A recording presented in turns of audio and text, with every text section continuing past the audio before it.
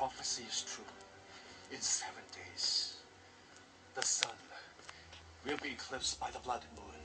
That will be the beginning of the apocalypse. Let's talk about Chow Yun-fat.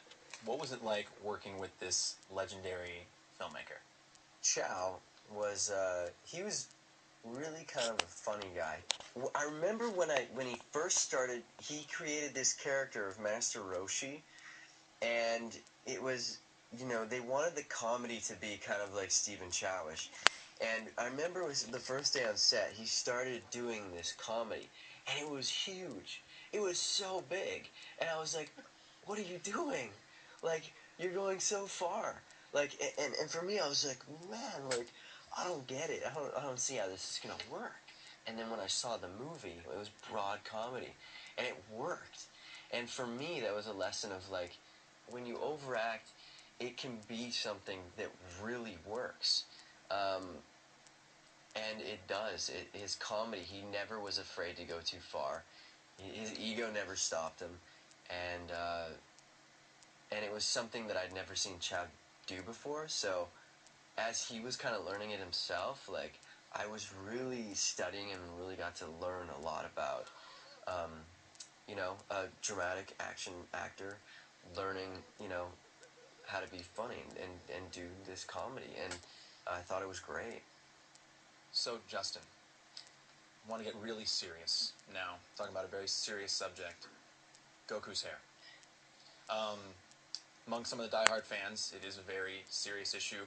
Can you tell us a little bit about it? Apparently, it even had its own story arc. Yeah, who told you that? Well, you can see it. It changes. I actually during the film. did have an arc. I was like, okay, we gotta arc everything. The clothes, the hair, the character. Goku's hair. I was such a freak because, you know, sometimes I like to prepare a character starting on, like, the inside.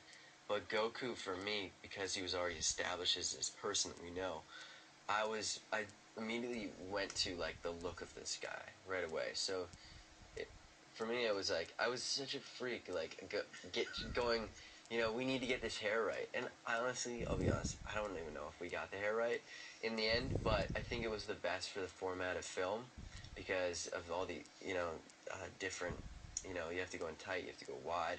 And so I think it ended up being a good balance. But we went through like 40 bottles of hairspray. It was like half an hour in the chair every day.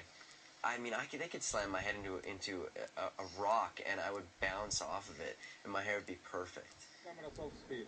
And action! Costume design in this movie is sort of a story all of its own.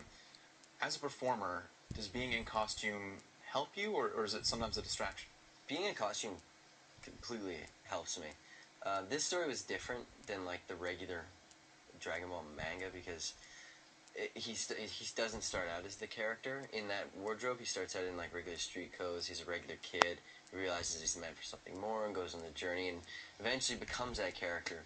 But in the end, yeah, for sure. I mean, putting on that outfit, I was like, oh, this is cool. And finding that outfit was interesting process too. I think we went through 50 different outfits to finally get it. And we got it when we kind of brought it back to, like, the classic samurai, you know, Seventh Samurai outfit. When you finally found that right outfit, did it just feel right when you put it on? Yeah. Yeah.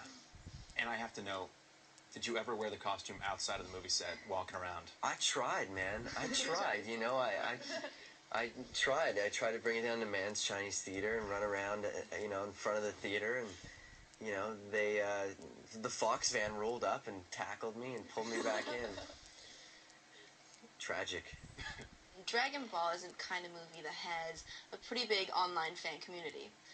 Now, do you hope to hear from them after the release of the film, and what kind of things do you think they'll say?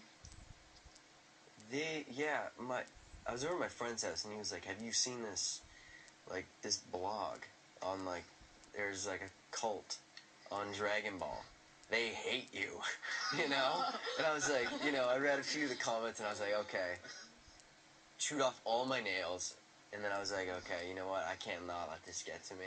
I don't know. I enjoyed the movie, but there's, you know, it's hard when you've grown up with this cartoon and this idea of who these guys are, and then they're adapting it into another form. Regardless of what these characters are and what they represent and how they're perceived, I just think that it's important to pass on these stories, because Dragon Ball is a pretty cool story. There's lots of, classic myth in there and great messages, and it's important to, constantly be renewing them and bringing them into other formats. And that's what we're doing here with this. This first movie is more of an introduction to the characters and kind of setting up the whole world.